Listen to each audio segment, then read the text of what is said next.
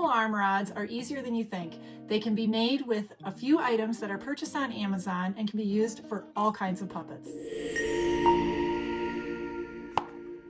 Hi, my name is Corridon and this is Puppets Over People. Welcome to my craft room. I have had 35 years of crafting, everything from quilting to sewing to resin work and carpentry. And just last year, I got into making puppets.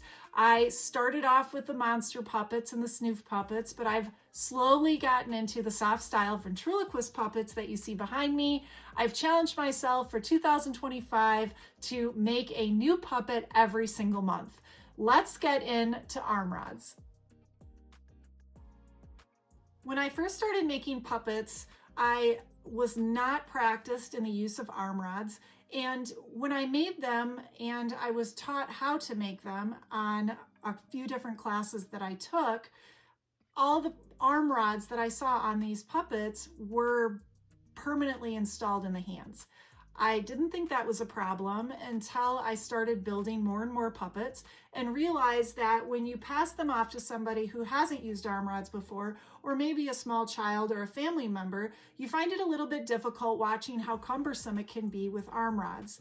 Also, I found that there were not a lot of YouTube videos on how to make removable arm rods. So I set to the challenge and determined how I was able to make the best removable arm rods that work for all different kinds of puppets. Some of the removable arm rods that I've seen on other YouTube channels involve putting a piece of plastic and tubing like Adam Krutinger did in Puppet Nerd. I found this to be very helpful in trying to understand the best way that I could make my own removable arm rods. I think it's a great idea, but I ran into a problem with not having the wire bent at a specific angle so that you could use it in other puppets. It had to be so precise and it wouldn't work from taking it from one puppet to another. One of my puppets that I have here as an example that I found is just a store-bought puppet that I started practicing with that has one of these wooden arm rods in it. It is secured inside of the arm with Velcro, but I found that when I was filming my videos, you could hear the Velcro, like so. And I didn't like that. I didn't want to have to edit out that audio, and I ran into, again, another problem of having not removable arm rods from my puppets. These are okay, but they're hard to edit out of videos if you're making movies or shorts or something like that for YouTube, TikTok, Instagram, anything like that. So I, again, ran into the issue of an arm rod. As we're talking about a lot of the problems that I ran into with some of these arm rods, one thing that I do with my puppets, especially my soft style ventriloquist puppets that are behind me, is I would photograph them, and I would want to photograph them in a portrait setting with different props or different sets. And I found that having to edit out that arm rod in those photos made it very difficult. Usually I would pin the hand or position it in any way I wanted to with some kind of wire armature, but I couldn't get the arm rod to not show in the image. Along with transporting the puppets or storing the puppets, fitting those arm rods still connected to the hands makes a lot of pulling and tension on the puppet arms, which can damage the puppet in the future. So with all these things in mind, and as the progression went with each month of making these different puppets, I started off with Doobie here, who has 2 arm rods that are permanently in his hands. And then I came to Dr. Arthur Constantine here, who has 1 arm rod, because I found that kids did a little bit better with not having a second arm rod. And then I decided for my March puppet with Nanny Edna here that I was going to do no arm rods, but I was going to make her have removable arm rods. So Nanny Edna is my first one that has removable arm rods that can be used in any of my future puppets, and I don't have to make a ton of arm rods. I just make 2 or 3 if I'm using different puppets, and I can easily take them in and out without any problems. When I went forward and trying to build these arm rods, I focused on other arm rod techniques that were built in a more permanent fashion and found a way to find a device that would allow me to take it in and out of the puppet hand. One of the things that I make my arm rods out of is welding wire. Welding wire is, or welding rods, I guess I should say, are a great option for arm rods. They're very thin and they're very difficult to bend. They're also very easy to maneuver once you have the handle on them. So I got these on Amazon. I will attach the link in the description. And then I cover them in a heat seal tubing that I also got on Amazon in order to get that really finished look. For a handle, I used the wooden dowels. The wooden dowels can be cut to any length. They're found in every single craft store. I get mine at Lowe's or Menards or something like that in a very long length because it ends up being a little bit cheaper. But the wooden arm rods are really great. The wooden arm rods can be cut to any size, whether you're using a puppet for children or if you want to just match the size of the arm rod to the puppet. If you have a very small puppet, you don't need a huge arm rod. I use just a regular tool to cut these. You can also use a rotary cutter. I use a large wire cutter thing and it cuts just fine. And these work out great once they're heat sealed. Another thing I got on Amazon was the heat seal tubing. The heat seal tubing goes right around the edge of the wire like so and slides down. When you use a heat gun and you heat it, the glue or the adhesive on the inside of the tube secures itself to the metal rod and allows it to stick there and not slide around. One of the issues that I found with attaching the rod to the wooden dowel, one of the tutorials that I saw was to have a hole drilled into the end of the arm rod and you insert the pole and you glue it. The issue that I was running into is that with the tension of the turning of the soldering rod, it would twist inside of the handle. When you're making puppets move, you can't have that twist. So I figured out a better way to do it. What I do is I drill a hole in the side of the wooden dowel. I bend my metal welding rod at an angle and insert it into the hole on the side of the dowel, stretching it up through the top. Once I have the heat seal on top of the wire, I also add heat seal to this, which results in having a handle and a wire rod that works great for an arm rod. And now it doesn't twist. The wire doesn't twist. As for connecting the wire rod to the hand, that was the biggest problem I had. I went through hardware stores, I went through YouTube, I went through all kinds of stuff trying to find the best way to connect a hand, and I found it. I have not seen anybody else use this idea. Maybe you have a better idea, you can leave me a comment below, but I found two ways to attach these. One's for bigger hands, one's for smaller hands. What I do is I take a key ring loop, I guess they would call this. The key ring loop has a piece of fabric that goes around the loop and then it secures inside of the hand. I make these puppet hands so that one side is not posable, the other side is posable, and then when I secure the hoop inside of the hand and I seal just the fingers, let me do it the right way,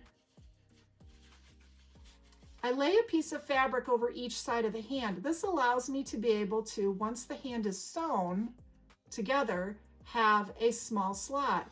Due to the ring being secured inside of the hand, so it would be like so, and then having that piece of fabric, this ring is loose, but it doesn't turn this way because of how I glue the hand together. So it's inside like that. Another way you can use this with a smaller puppet is just using a metal wire. The small metal wire can lay inside of the hand, like so. And once that hand is put together, the connector can reach in and clip onto that wire.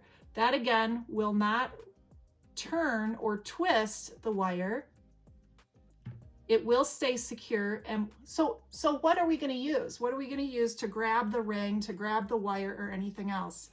Have you ever heard of helping hands? I find it very ironic that helping hands is the name of what it is that these things are used for. But if you don't know what a helping hand is, it's one of these. This is what's called a helping hand. These are used for people that solder, make jewelry, things like that, and they have these little thing called alligator clips on the end. The alligator clips that I got for my puppet rods, I got on Amazon. They're very easy to find and they come in all different sizes.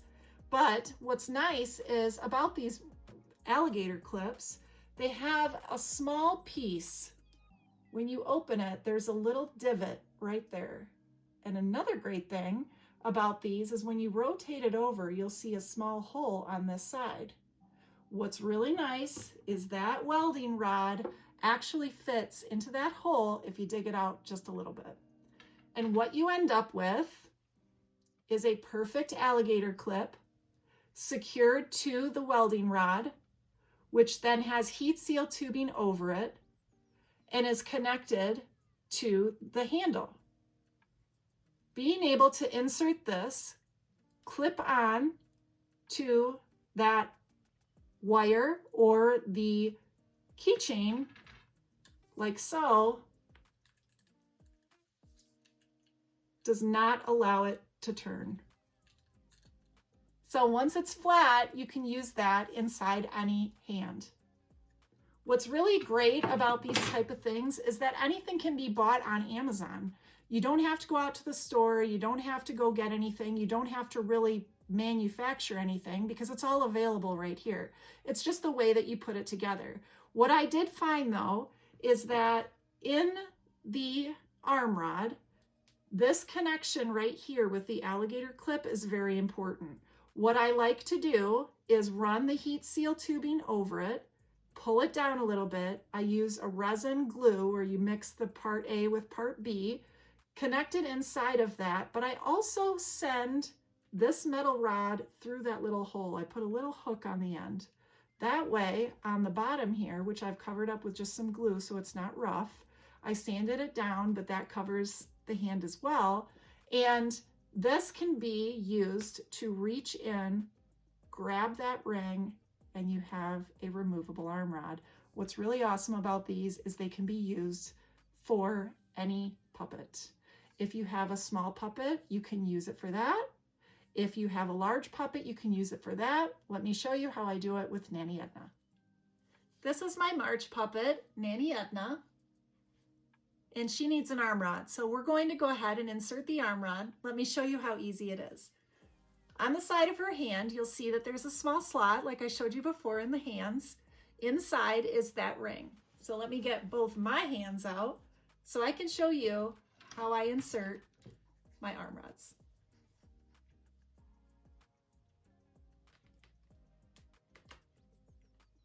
Just like that, you hear it clip in. That way, let me put her head back on here. She now has a removable arm rod that allows her to bend her hand and posable hands. So if we want to give the peace sign here, what do you think? What's really nice about this is that when I want to take her picture, or if I have to store her, or if I have to take her anywhere, I don't have to have this big arm rod connected. I can actually just one-handedly, maybe, yep, click it off, and I can store the arm rod separate.